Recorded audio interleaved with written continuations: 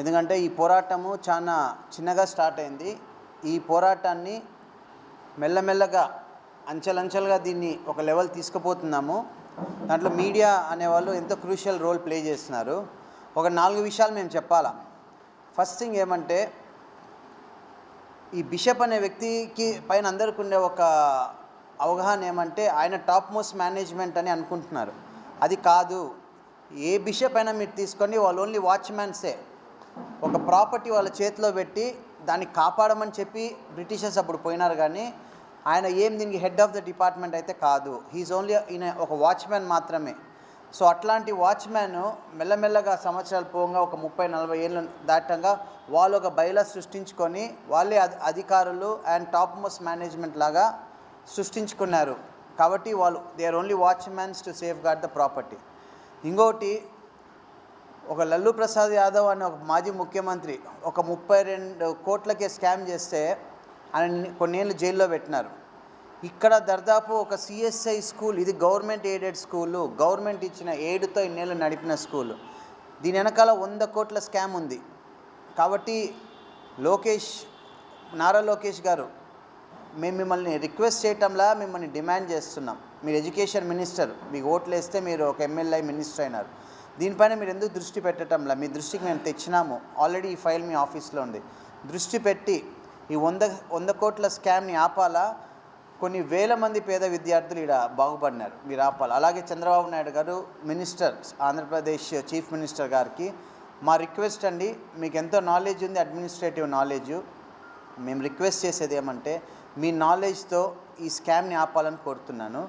అలాగే ఒక హెచ్చరిక ఇస్తున్నాము కుడా వాళ్ళకి, కూడా కడప అర్బన్ డెవలప్మెంట్ వాళ్ళకి, మీరు ఒక మాఫియా లాగా తయారై, బిషప్ గారు మీరు ఆ వ్యాపారవేత్త ఒక మాఫియా లాగా తయారై మీరు ఈ స్కామ్లో పాల్గొని ఉన్నారు. దీనిపైన సెంట్రల్ గవర్నమెంట్ నుంచి ఇన్వెస్టిగేషన్ జరుగుతుంది. కాబట్టి జాగ్రత్త పడండి. మేము దీంతో వదిలేసేది లేదు. ప్రతి పార్టీ, బీజేపీ కానీ, టీడీపీ కానీ, సిపిఐ, సిపిఎం కానీ, మిగతా ఆర్గనైజేషన్స్ కానీ దీనిపైన పోరాడుతున్నాం. కాబట్టి జాగ్రత్త పడండి. మీరేదో తప్పించుకుంటారని మీరు అనుకోవద్దు. తప్పించుకునే ప్రసక్తే లేదు. ఎంతవరకైనా పోరాడతాము. కాబట్టి ఇప్పటికైనా మీరు న్యాయం చేయాలని కోరుతున్నాము. అలాగే చంద్రబాబు నాయుడు గారికి ఒక రిక్వెస్ట్ ఏమంటే, ఒక మంచి ఐఏఎస్ ఆఫీసర్ని దీనిపైన వేయండి. వేసి ఒక కమిటీ ఫామ్ చేసి, ఇక్కడ ఒక్కటే కాదు, అనంతపూర్లో దాదాపు 100 కోట్ల స్కామ్ ఎవరు సిఎస్ఐ బిషప్ అనే వ్యక్తి చేసేది. మదనపల్లిలో స్కామ్ జరుగుతుంది, గుత్తిలో స్కామ్ జరుగుతుంది, గుంటకల్లో స్కామ్ జరుగుతుంది, జమ్మలమడుగులో స్కామ్ జరుగుతుంది, కడపలో జరుగుతుంది. ఇవన్నీ తీసుకుంటే 1000 కోట్ల ప్రాపర్టీస్ పైన వీళ్ళు స్కామ్ చేస్తున్నారు. కాబట్టి చంద్రబాబు నాయుడు గారికి మా రిక్వెస్ట్, దయచేసి దీనిపైన యాక్షన్ తీసుకోవాలని మేము కోరుతూ ఒక రిక్వెస్ట్ మరొకసారి మీడియా మిత్రులకి ఇది ఖచ్చితంగా కవరేజ్ చేసి అందరికీ తెలియాలని మా రిక్వెస్ట్. Thank you. దాదాపు 148 సంవత్సరాల సుదీర్ఘ చరిత్ర కలిగినటువంటి కడప నగరంలో పురాతనమైనటువంటి సిఎస్ఐ స్కూలు ఆట స్థలం, ఓపెన్ స్పేసు స్థలాన్ని బిషప్ అడ్డగోలుగా అక్రమ పద్ధతుల్లో సంబంధిత అధికారులందరినీ కూడా మేనేజ్ చేసి, ప్రజాప్రతినిధులు సైతం మేనేజ్ చేసి అక్రమంగా కడుతున్నప్పటికీ సంబంధిత కార్పొరేషన్ యంత్రాంగం కూడా అధికారులు, ఇప్పుడు కార్పొరేషన్ సంబంధించినటువంటి స్పెషల్ ఆఫీసర్ జిల్లా కలెక్టర్ సైతం ఇంతవరకు ఏమీ యాక్షన్ తీసుకోవడంలో పూర్తిగా వైఫల్యం చెందిన పరిస్థితి. ఈ నేపథ్యంలో సిఎస్ఐ పూర్వ విద్యార్థులుగా ఉండేవాళ్ళు, అఖిలపక్ష పార్టీలు, అదేవిధంగా కొంతమంది పాస్టర్లు కలిసి ఈరోజు ఒక భవిష్యత్ ఉద్యమ కార్యాచరణకు శ్రీకారం చుట్టడానికి రౌండ్ టేబుల్ సమావేశం ఏర్పాటు చేసుకోవడం జరిగింది.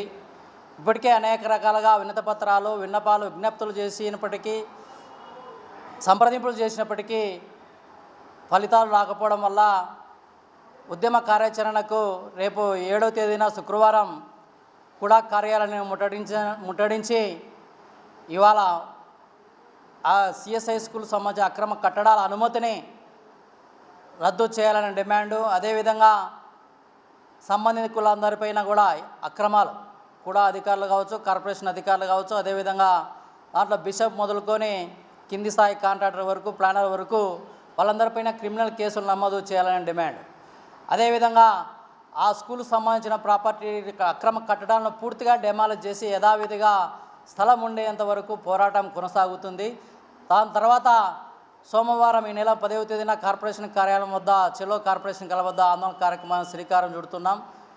దాని తర్వాత అప్పటికి ఈ అన్ని రకాల డిమాండ్స్ నెరవేర్చకపోతే చెలో సిఎస్ఐ స్కూలు పేరుతో ఇవాళ కార్పొరేషన్ కాంచి ర్యాలీగా వెళ్ళి కార్పొరేషన్ అక్కడ సిఎస్ఐ స్కూల్లో ఇంకా అక్రమ కట్టడాలు అప్పటికీ తొలగించకపోతే మేమే దగ్గరుండి జేసీబీలతో అదేవిధంగా సంబంధిత ఆయుధాలతో అక్కడికి వెళ్ళి పూర్తిగా ధ్వంసం చేసే కార్యక్రమానికి శ్రీకారం చుట్టడానికి సన్నద్ధమవుతుందని ఈ సందర్భంగా తెలియజేస్తున్నా.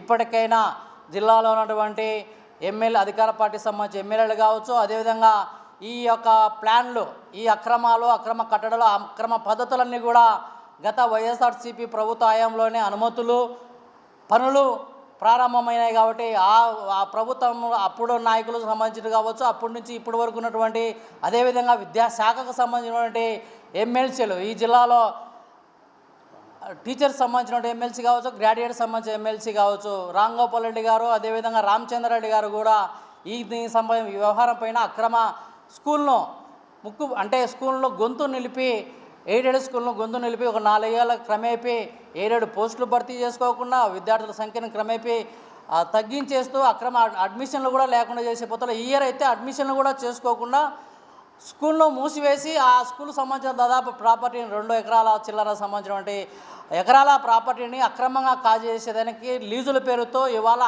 అమ్ముకొని వాటాలు పంచుకునేదానికి ఇవాళ ప్రజాప్రతినిధులు కావచ్చు, ఇక్కడ బిషప్ సంబంధించిన కావచ్చు అక్రమార్జనకు తెరలేపిన పరిస్థితి. దానికి సంబంధించిన కార్పొరేషన్ అధికారులు, కూడా అధికారులు, విద్యాశాఖ అధికారులు, పోలీసులు, రిజిస్ట్రేషన్ రెవెన్యూ అధికారులంతా కూడా అందరూ కలిసి కుమ్మక్క ఇవాళ దాదాపు 100 కోట్ల నుంచి 200 కోట్ల ప్రాపర్టీని కాజేసేదానికి ఇవాళ కంకణబద్ధం కావడం అత్యంత దారుణ అంశం.